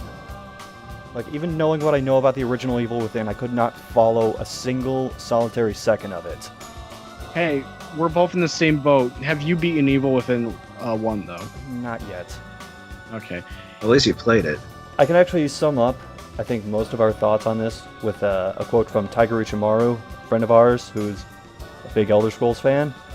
Hold on, I'm going to pull up what she said. disappointment. That was it. Also, final review. Bethesdaland's concession stands are overpriced as shit. Why do I have to pay Creation Club currency to fucking buy food? Come on. Fuck you! You have to pay to buy the hot dog and then pay to put the mustard on just the way you like it and then pay to put the relish on. Oh, I see. So it costs money to have like the honey mustard. Oh, whoa, not whoa. the regular You're gonna have mustard. to pay a lot for the honey mustard. Damn it! How many Bethesda bucks do I need? Not $1,100 How many worth. you got? $1,100 worth. Okay, 1,200. Do I need Bethesda bucks to go to the bathroom in this place? Yes. Damn it. Because Of course they would have paid toilets. Why wouldn't they? the door's locked. You gotta pay Bethesda bucks to do it. And you have to pay Bethesda bucks to flush. Which people may not do, and then you just go into a stall and there's just a big log of shit in the toilet because they didn't have Bethesda most of the toilets. bucks. Well, most of the toilets are going to be broken anyway. You know that. So I think Well, we're yeah. taking this metaphor a little too far. yes, let's. There's plenty of other conferences. Besides, we Let's don't keep have to going. make a mockery of E3 conferences because Devolver Digital's next, and they did that. Oh God, does that even count? Oh wait, I guess it does since they had a few games, right? In my eyes, like at least when I was like personally grading conferences, I didn't count them, but that's on an account of they were just in a complete league of their own that I just completely separated them into their own category where they are by themselves and are dominating. Or tag me in, I'll talk about Devolver Digital. Alright, here we go. So, Devolver Digital only went for about 16 minutes, and beforehand they said they had no new games that they were going to show up at their showing. And by the way, just for a little backstory, just to give a little context to this, the year before Devolver Digital had some kind of setup they were doing outside, and E3 kind of shut it down. So Devolver Digital, they were a little pissed about it, and then this year came along, and this video happened. It started off with actually the Twitch pre-show, which ran into the Devolver Digital conference, but we'll talk about the pre-show later. It starts off with live cam shots of people hating Devolver Digital. The last one in particular from Funhouse was, I hate to use this term, but it was pretty cringy. Then the conference starts. Devolver Digital, tomorrow's unethical business practices today. And for this, they kept using the same crowd reaction shots over and over and over throughout the conference. I'm pretty sure the same mom and kid shot showed up at least 5 times. So out walks Chief Synergy Officer Nina Struthers, who the crowd won't stop cheering, so she fires a revolver into the sky about 7 times to calm the crowd down. Throws the gun down, and a mocap guy in a green suit runs out and takes it off stage, setting the tone early for this show. She said they're Didn't coming she live have from the to Dave reload? Lang Memorial Convention Center. Dave Lang from Iron Galaxy Studios. And Of Windjammers fame. yes. And I'm going to run off a bunch of quotes from Nina Struthers. This is our first year of bringing you to the very edge of your seats with the very best of what video very games have to offer very, and I am very, very proud to have you here on this very journey with me. I hope you are ready, Devolver Digital fans, for the future of video games and the future's future. At this point, there's a live cam shot of somebody fainting. And then she says to check a look at their next game, and they showed a clip of Ruiner. They showed some of the melee weapons, some of the combat. They come back to the conference, and a guy named Milo Lowry is on stage. He says there's a disconnect between fans, between their desire to pay for a game and their ability to pay for it. He says that when fans say they're throwing money at their screens, and Devolver looks into their bank accounts and the money isn't there, it's Sad Pandas and Suicide Watch for the accounting team. So he brings out Margaret, who's dressed in a big white lab coat, and unveils what looks like an old IBM computer monitor from the early 90s. And there's a clear box with a cheap-looking motherboard and a bunch of wires sticking out of it going into the monitor. This is Devolver Digital Screen Pay, and they bring a volunteer out from the audience, give him a handful of dollar bills, and have him throw them at the screen, and they teleport through it into Devolver's bank account. He keeps doing this until his arm gets stuck in the screen. He starts screaming and pulls it out, and he's missing his arm from mid-forearm down and sprays blood absolutely everywhere, mostly on Margaret. They cut to these same crowd reaction shots of a lady drinking soda and the kid with her mom. And then they show Serious Sam's Bogus Detour, which is a top-down pixel twin-stick shooter-looking game. Because I guess we can't make another just main Serious Sam game yet. Feel free to stop me at any point if you want to talk further about something. Oh, no. Because Sum it up. Go ahead. this whole show is just basically Devolver Digital taking shots at E3. So Yeah. Nina's back, and she says, I bet you want that game. I bet you want to buy that game. You will buy that game. I believe in you. Buy that motherfucking game. That game is not complete. But what if I told you you could buy that game right now? This second, before it was even finished. Old news, right? You tell me, Nina. Early access has been a powerful tool for developers and fans alike for years. You tell me that with your dumb little mouth, and I knuckle punch you right in the goddamn throat. Ladies and gentlemen, we have something even better than that. And she introduces Devolver Digital Earliest Access, which is, quote, a revolutionary way to rush hastily unfinished game content out to consumers. Using a patent application pending breakthrough in the twin sciences of heavy new Nissan subtemporal phase shift brain manipulation, God, this is hard to say, and consumer psycho-commercial analytics. How much earlier? We are talking point of conception. A developer thinks an idea and bam, that shit's available for sale. Sound far-fetched? Wrong. At this point somebody cheers and she goes, clamp your gob, you fucking moron. So they introduce somebody who's going to collab on an earliest access title, and it's Suda51, who has no idea why he's being filmed or who Devolver Digital is. And they say that due to a misunderstanding, he's not actually making an earliest access game. Nina comes back and eggs on the crowd to cheer and then tells everyone to shut up. She introduces a, quote, real kick in the nuts, which leads to Margaret, still covered in blood, wheeling out another old computer, which is a way to, quote, complain about the games you love so effectively that it evokes real actual change. She calls up another volunteer, which is the same guy from earlier, who's still missing his arm, and he does not look happy about it. Quote, you have some real proper shit to say about a game you love, but you would love it a lot more if it were different. The guy sits at the computer and starts typing out complaints, then looks surprised that his complaints are actually changing his game. They call this Devolver Comment-Created Content, which makes changes to content in real time by, quote, pulling any half-assed comment, recommendation, or criticism directly from the game's own user form. Wish a game was easier? It already is. At this point, Nina's nose starts bleeding profusely and she's gasping a lot. Film glitches start playing, and the crowd cheering footage starts playing in reverse as orchestral stings start going off, and Margaret is still smiling and cheering while covered in blood. And then this quote happens. The future of video games and the futures, future, the futures, future, the future, the futures, the futures, the future, the future, the future, the future, and her head explodes. Mocap guy drags her off stage and the press conference ends. Oh, and then there's some clip afterwards where a talking burrito contemplating its own existence can't escape a guy trying to eat it because it can't move, which is a fake ad for the game Super Self-Concerned Burrito. Do you know how late this conference aired? Well, yeah, it was 1 a.m. Yeah, Eastern time. Just like a half hour after Bethesda, this shows up and just... Did Adult Swim produce this conference with Devolver? Because I would not be surprised. it feels like it. I think my favorite part was the Suda 51 bit. He was just like, wait, who are these guys? But Devolver Digital. I mean, okay, I I get what Devolver Digital was doing, and I understand the whole, making fun of like E3 press conferences, but I don't know. I felt like this was a bit too strong for me in terms of like what they were doing and spoofing type of thing. I don't know. To me, it felt like it was they were doing too. It was too much for me. That's just how I felt about it. all I did was acknowledge it as a fever dream and just left it at that.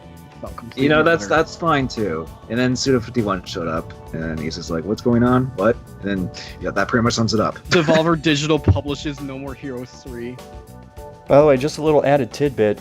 Devolver Digital had a parking lot rented out so they could double their outdoor presentation, and E3 had it shut down. Was it this year too? This year, Devolver said they lost about $100,000 because they weren't allowed to use the space that they rented. Well, we could probably expect another conference like that next year. Next year, I want another conference just like that. Well, not exactly, but just surprise us if you're gonna do another one like that. Well, I'll give them this. It was something that people weren't expecting, I don't think. It was just more like, what the fuck am I watching? And they just stay glued to it. And I think it worked.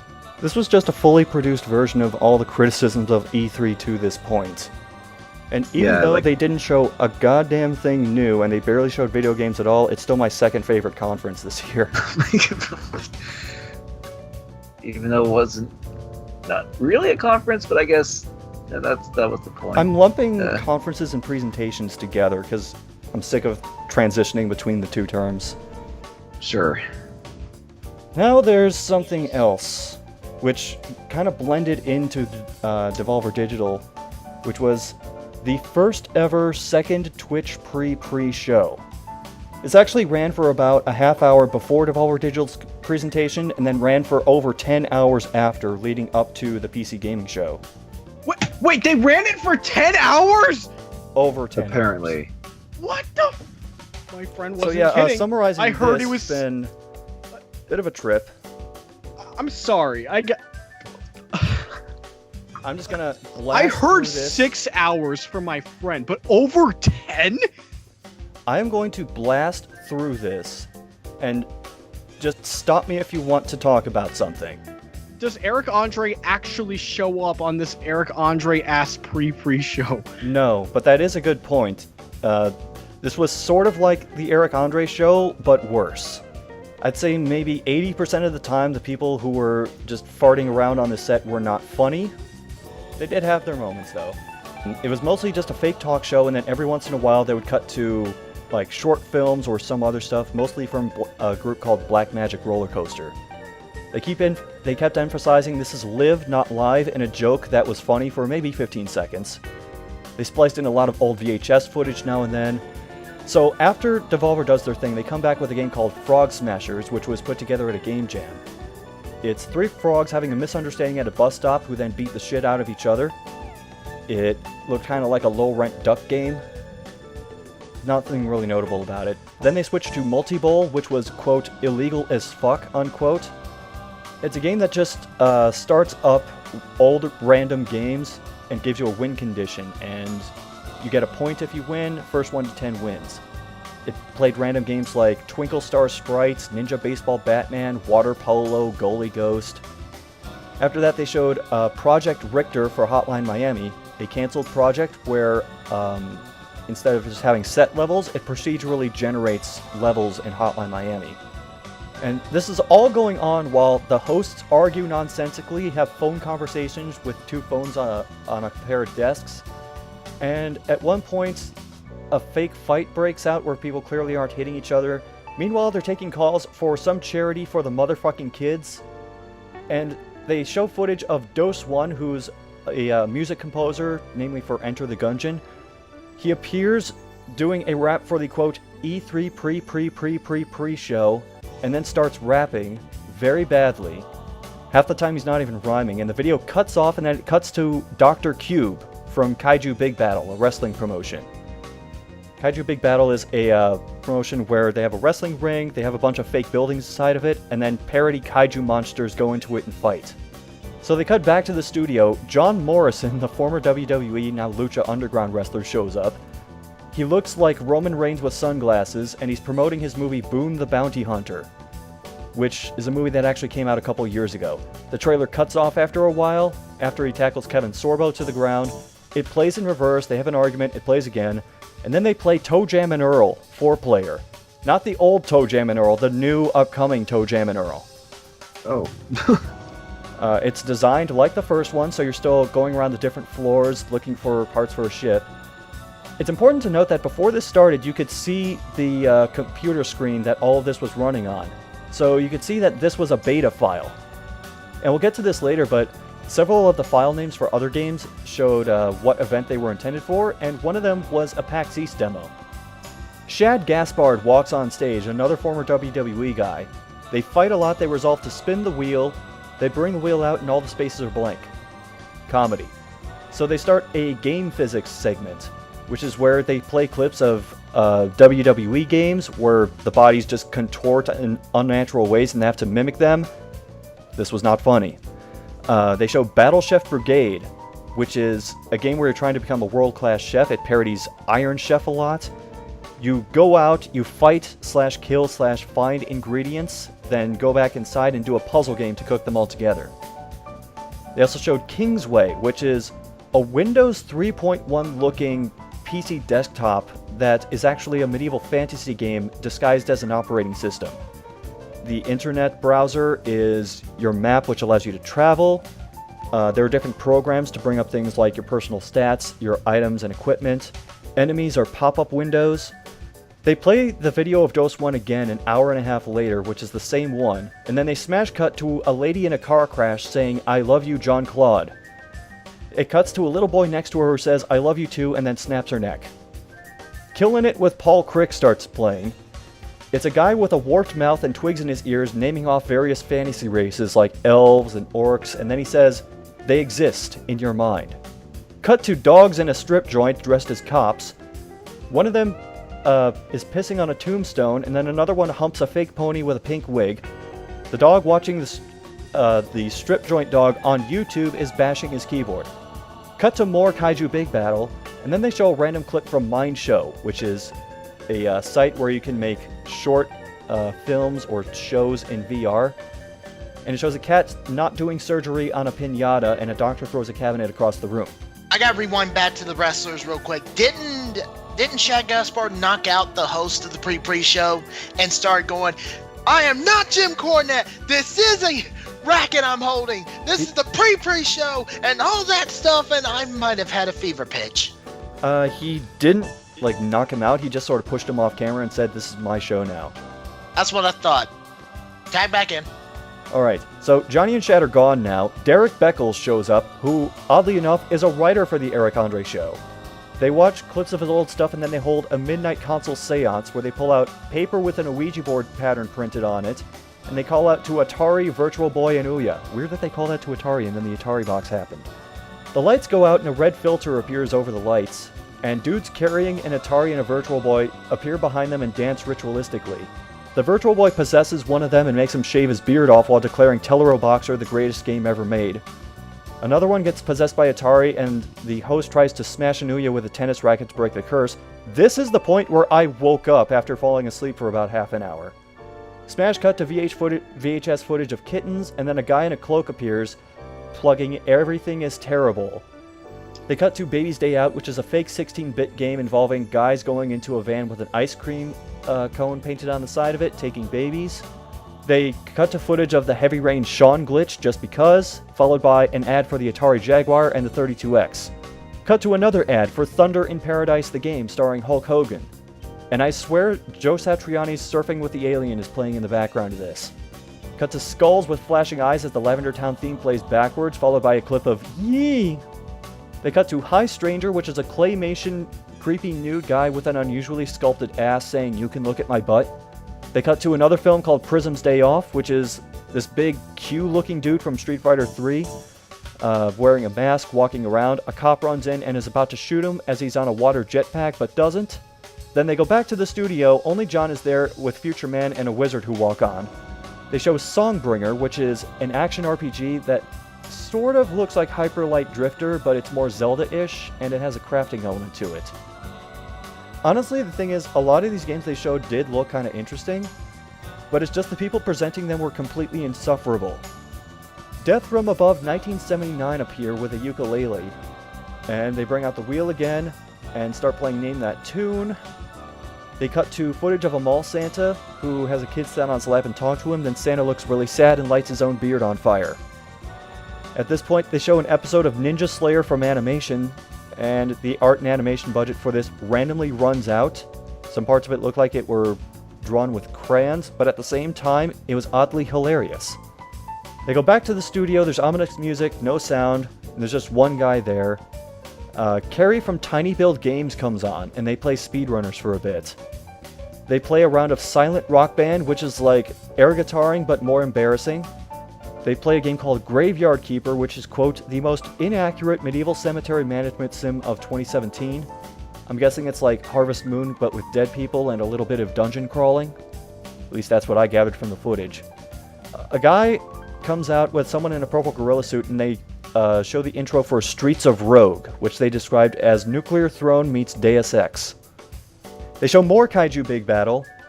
He demos Ebola Cola, which is his wrestling game, which has physics that look like, well, N64 cartridge tilting. Show a movie preview for Powder to the People, the sequel to Powder, starring Eddie Vedder from Pearl Jam. There's another Killin' It. Wait, really? Yes. They show another Killin' It with Paul Crick episode where he rambles on while splitting wood as an airplane lands and gets rewound over and over. At some point, the Twitch highlight for this skips over an hour and a half or so, but Wolf Cop 2 was apparently played. We're back in the studio. There were more people there. They show smash cuts of random VHS footage, and then Family Unit starts. It's a candlelit picnic during the day with a father, son, and a creepy Rife doll robot wearing a Jabberwocky mask. The mom spits fire to light the candles, has a metal tube sticking out of her chest which she spews milk out of for the boy's bowl. The mom takes off her mask to reveal another mask, uses an arm cannon to shoot whipped cream and chocolate chips into the mask, which the boy eats before declaring, "Oh my god, it's shaving cream." The mom robot laughs as lights shoot out of her mouth. We go back to the studio. John is gone, some guy named Jericho is hosting. Akupara Games come out and show off Metronomicon, which is a rhythm-based role-playing game. You can play it with a dance pad or rock band guitar, and from the looks of it, you can probably also play it with a keyboard. You can switch between different party members at any time and do different attacks or spells during a fight. They call for the show to end, and it cuts to the Trauma Entertainment pre-show hack job. For those who don't know, Trauma Entertainment is an independent film group who did things like Class of Nukem High and Toxic Avenger. They show clips of old films, the blue screen of death appears, then they cut to Kabuki Man's Cocktail Corner, hosted by the star of Sergeant Kabuki Man NYPD, which is playing in a preview window in the corner throughout this feed. They're interrupted by another edition of Kickin' It with Paul Crick, who spins in a circle and rambles in some random hall, then goes outside and crawls through a field. Back to Trauma Team. Toxic Crusader leads a guy on a tour through Trauma Studios but locks himself out. Once they're inside, they show a preview of Return to Nukem High, aka Volume 2, and the clip is the angry video game nerd getting zapped into his TV. After the tour, they show a Windows XP desktop, errors pile up on it, and they go back to Kabuki Man NYPD. Then they just start playing most of the AVGN episode of Toxic Crusader. Back to the Cocktail Corner, the movie is still going in the corner. They plug a game called The Trauma Project, which is a turn-based strategy game based in the Trauma filmverse. And it's on Steam for $7, I believe? They also plug Victor Vrain, Motorhead Through the Ages, which is a DLC pack for Victor Vrain, which is an action RPG. It features Motorhead and their songs, because apparently Lemmy was friends with Lloyd Kaufman from Trauma Entertainment, and even appeared in some of their films. There's a preview clip of William Shakespeare's The Tempest presents Trauma Entertainment's The Shitstorm, and then they lose the feed. For some reason, footage from the game Double Switch starts playing, where the guy's like, "Hey, my name's Eddie." And then it cuts to more Killin' It with Paul Crick, where he eats 47 chiclets in front of an abandoned building while contemplating decay. Then there's another Killin' It segment where he rambles about sadness and greatness at night while showing images of baby birds, a rib cage, a license plate press, flying birds, a mountain, a guy eating a cupcake while his upper body is stuck in a dog cage, and then Dr. Cube comes back and there's more Kaiju Big Battle. They cut to a video of two jackrabbits fighting, they go back to Dr. Cube, now they're back in the studio and John is back with two people from the Chive, which is a quote-unquote funny photo and video site. Some guy says he's being held against his will and gets dragged off stage. They play a game called Hidden in Plain Sight Ninja Party, which is a party game for 4 players where you try to kill the other players or touch 5 statues to win, but you don't know which ninja you are in a room full of ninjas. They debut Jeff Zombie Game, which is a Unity FPS demo-looking game where you quote-unquote save a quote-unquote damsel from quote-unquote zombies. Then they start playing footage of Doom with every sound replaced with Tim Allen grunts. They cut back to Jeff Zombie video game where he ran through a wall and is falling through the stage. They check in on Dose 1 again, where it's another part of his rap which cuts off at "You're the reason for pro-choiceness," and then he just starts mumbling a lot. Somebody gets kicked out of the studio. One of the hosts goes outside to the woods and makes out with a robot toy. There's another footage bit with Killin' It, where he's both in the snow and in the sunny woods at the same time, ranting about tension and obstacles and what it is. Another segment with Killin' It, where he's talking about ADD in front of a mountain and then says, "You don't have it." Killin' It again, he rants in front of a lightning strike and near a pond to a baby doll about being alive. They cut off to a clip of a short film of an online guest drawing program, Anonmation, where the drawings get really warped and shit. More VHS smash cuts. We're back to John in the studio with a Sega representative and Mystery Skulls, who's an electronica artist. Somebody comes out and does a pantsless dance before massaging his face with a pie in a kiddie pool, and they show off Sonic bath bombs, which are shaped like chow heads. And then they start playing Sonic Mania. They show a trailer for Sonic Forces. It's one of those two. I can't remember. Then they show a regular stage, a classic stage, and an avatar stage, which is the create your own character function. And okay, it was a very limited sample size, but it didn't look good. The person who was playing a character who looks like a younger purple version of Blaze the Cat with a flamethrower, and it didn't really look that interesting. So the host just starts saying, Chris is at Twitch HQ, Chris take it away, and they keep showing Chris in different places saying back to you, John, over and over until they just cut to Daedalus, who's this guy who's dressed like he's in these 1800s, and he has a soundboard and techno beats, and I wasn't really into his music, which would have been fine, except he went for over 15 minutes. They show the short film Love Streams, which is about an AOL Instant Messenger chat where people admit that they love each other. Then the person just says, imagine a portal and I'm on the other side. Person goes through the portal and then it's all hand-drawn and they're all wearing these like space cadet kind of suits. Sort of Tron-ish. And their heads start turning into like dead JPEG files where it's just the preview icon and then it loads a new face. And they go through a couple different faces where they change genders and then change art styles. One becomes an anime girl, the other becomes an anime guy. They walk outside, and here's the reason that I'm mentioning this at all. They go outside, and a bunch of people's heads are just references to other video games. Somebody has the Mario Invincibility stars ahead. Another person has the Screw Attack logo. And you're not getting off the pre-show's wild ride. I will knuckle punch you in the goddamn throat. So there's another person with the head of a Squirtle snuggling with a unicorn. There's a Moomin head in the background. And then they show these guys sitting on a couch. One of them has the head of the guy from River City Ransom, and another one of them is Beat from Jet Set Radio. So Jet Set Radio showed up in some way at E3, even if it wasn't the way I was hoping. So eventually, the one person runs away, and they're like, well, at least we still have each other. Go back to the studio, and people are folding laundry. Two guys walk out from Raw Fury Games, and they show the trailer for The Last Night. Then they play a prototype of Tormentor X Punisher, which is a game demo. They said they were sent by somebody. It's an awkward-looking top-down pixel twin-stick shooter game. They spin the wheel again. They do more game physics, this time with WWE and FIFA games. The computer stops working. A guy runs off to fix it.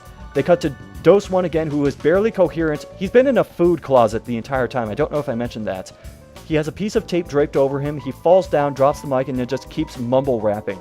Then they show the world premiere of the game Dandara, which is actually an interesting-looking Metroidvania where you jump from wall to wall and screen flips around. And they show the music video for Waves, which they actually showed earlier, and I forgot to mention it.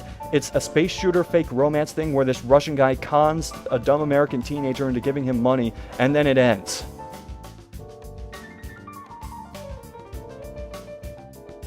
Is that it? Are you done? Are we good? Thoughts? That was 10 hours! Why? Why did you have to explain everything? Because he is doing his job. We need to know what transpired in that, what I can only describe as like a 10-hour fever dream, from what I've heard.